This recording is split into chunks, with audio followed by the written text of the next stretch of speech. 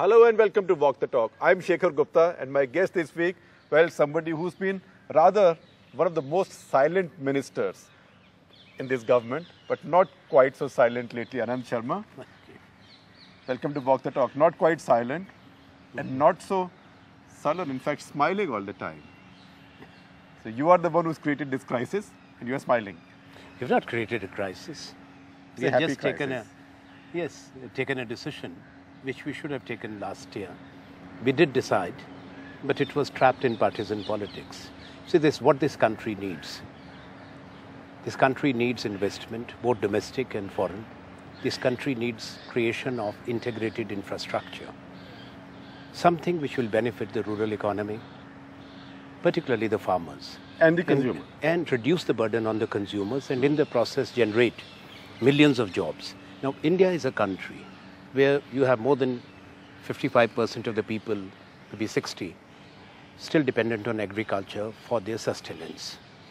But things are going to change because agriculture, that's historical experience, cannot grow beyond 4%. Jobs have to be created. In fact, there are very few phases in modern history where agriculture has grown at 4% for 10 years anyway.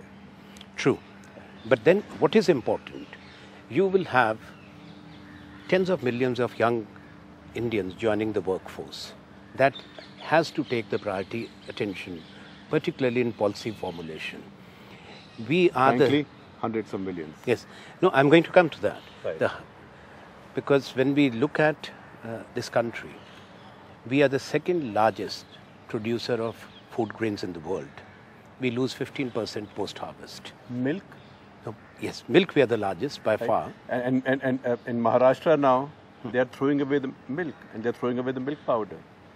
Which is very sad. You guys in some frenzy banned milk export. No, we have corrected it. I know. We have corrected it. So all these it was when there was a shortage. Funny things keep happening in India. It's cyclical. Sometimes if the monsoons are weak, if the fodder is not there, the milk production goes down, depending on the consumption. So but you have to answer the challenge of the cyclical. No, Shekhar, what I'm saying, that fruits and vegetables, we produce about 230 million tons put together.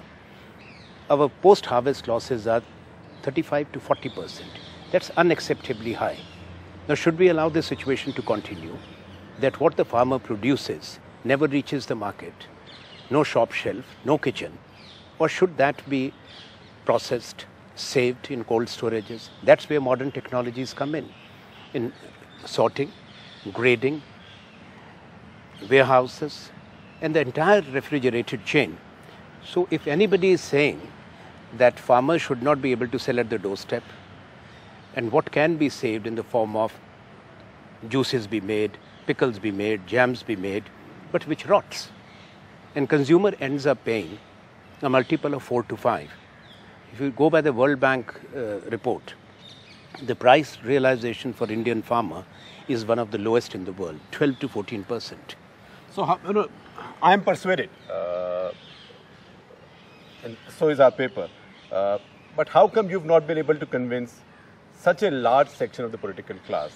Well, there are two reasons. Right. One is the blinkered ideology of the left. Now, they do not look at what's happening even in our neighborhood, elsewhere in the world. They are still opposing a policy which has a distinct India signature, Indian imprint. We have factored in our diversity, our socio-economic complexities. Accordingly, India's policy is different from what other countries have done. China allowed multi-brand FDI without any conditions. Thailand, Indonesia, and you go right up to South America, where they really created a retail revolution.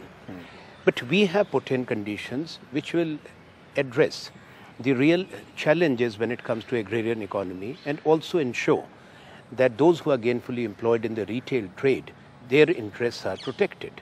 But that's the left. Now the issue is of the BJP. Now, does it have an ideology to oppose it? The answer is no. I would like to know whom they represent when they oppose. When they were in government, they were talking about it, they were working on it, and it cannot be denied that they had the draft cabinet note ready. Now it is with us. And I have been saying it, if they allow Parliament to function, I'm going to table it in Parliament. So you have a draft cabinet note produced by the NDA government. By the NDA government. Permitting 100% FDI in multi-brand retail. 100%? 100%, and that draft note is very interesting. It also argues that earlier when organized retail came, it was said that the small retail will collapse, but that has not happened. The details have been given.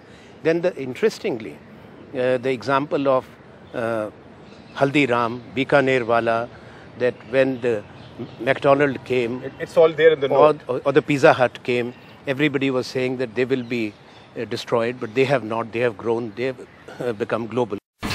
India's #1 news app just got even better. Download NDTV's new app, fully optimized for retina display, full screen view, faster response time, and Sudoku. NDTV's new iPad app. Download now.